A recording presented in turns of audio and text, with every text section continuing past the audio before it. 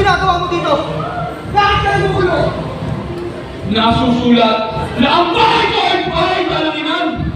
Ngunit tinahay ko tubuhan ng mga mananalaman at napapagkalalang na walang sa kahilingan. At anong wala? May babal ka mo. Upang magkaroon ng ato dito. Gusto niyo nang himala. Gipain ninyo ang templong ito sa loob ng ay muli ko itong itatayo.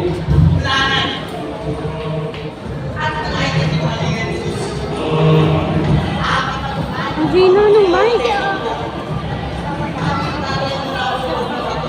Hindi yata naka-on to eh.